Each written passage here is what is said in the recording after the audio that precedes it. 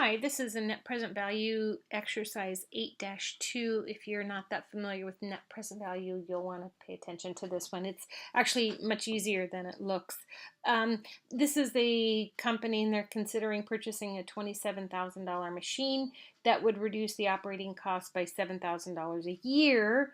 No scrap value, and they assume that their required rate of return is 12%. They'll always give that to you. You won't have to guess on that. It'll just tell you what the discount rate is on there. So there's a little nifty table that's set up. You can also refer to page, for example, 341 at the top. Exhibit 8-4 is going to do exactly the same thing that I'm going to do for you here. But I'm basically going to lay this out into the now, what's going to happen now, which is that they're going to purchase a machine, and then what's going to happen over the next 5 years, which is they're going to save $7,000 a year. So let's take a look and see what happens. Okay, so and you can see the reduction of the operating costs is $7,000. We've laid that out over here. Okay, so the total cash flows of $27,000 in today's dollar, because that's what we're really going to do is convert this to today's dollars, is $27,000. That's pretty easy. But what about this $7,000 that they're going to save, but it's going to take them a year to save that? So that's where we need to discount. That's what we call it. We discount it into today's dollars. So how do we do that? We know that we have a 12% discount factor. So I went to, well, actually in the problem, it gives you a link to Exhibit 8B1 and 8B2. So if you go to 8B1, it gives you the present value of $1. We happen to know that it's a 12% discount rate. And for the first year, if you go to the period 1, over to the 12%, you'll get a 0.893. So that's what I did over here is I plugged in that 0.893. Now, for the second year, we have to discount that $7,000 a little bit more. Look at it this way. Would you rather have a $7,000 check in your hand today to go do something with, or would you like to wait 2 years? Well, if you wait 2 years, then that's not worth as much to you as it is today, right? So if I have to wait for it 2 years, that's really not worth $7,000 to me. It's worth a little bit less. And if I have to wait 3 years, oh my God, that's even worse. So what we're going to do is on a yearly basis, we're going to look at this. So I'm going to come back to my chart. I'm going to say, well, if I have to wait 2 years at 12%, my discount rate is 0.797. And that's where I get this, and I go on to period 3. Period 3 at 12% is 0.712. See, isn't this fun?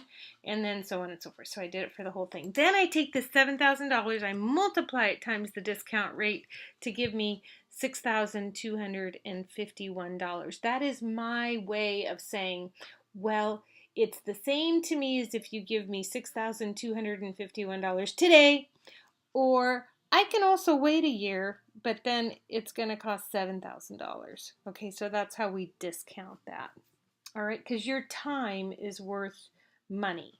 And so you can certainly give me $7,000, and I'll have to wait a year, and that's just the way that'll be. Or I'll take the $6,251 today. Lottery winners kind of battle this too, because sometimes it'll say, well, you can have your lump sum of, $500,000 today, or you can take X amount of payments over the next 15, 20 years, and it'll eventually wind up to be more. But you got to wait, for that money. It doesn't just come in one lump sum. So anyway, there's an easier way to do this too, but let's continue it this way first. So I take my $7,000, multiply it times my discount factor, it gives me this, and so on, and that's how I get all these. And then what do? I add the $27,000 outlay, and then I add in, because remember these are savings, I add in all those savings that have been discounted, and the bottom line is that the net present value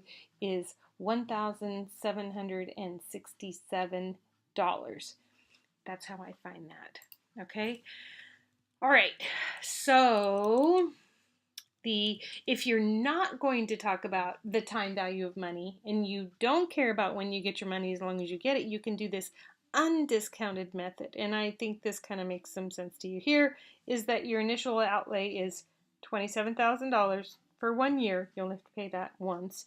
But then for the next 5 years, you make $7,000 in a cost savings. So eventually over the period of the loan, you're going to save $35,000, which gives you a net cash flow, undiscounted, of $8,000. Okay, so the difference between the $8,000 and the $1,765 is really that discount rate of 12%, saying you're not willing to wait 5 years and have it be the same as you receiving all of the money up front.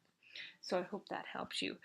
Just in the future, if you have one of these kinds of questions, there's an easier way to do this. If I were to add all these discount factors together, hope I don't confuse you by doing this, but I'm going to add all these together and it comes up with the 3.605.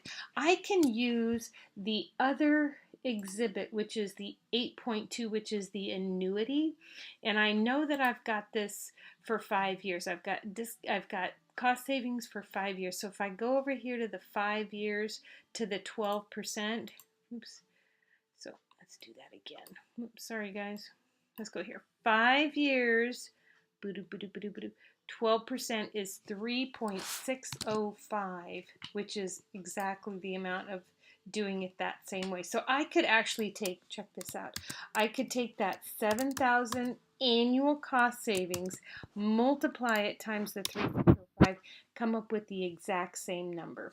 So if I were to take the $27,000 outlay plus, it gets me the exact same net present value. Okay, so don't worry about it if that didn't make sense to you, but it's just an easier way to do that. Okay, I hope that helps.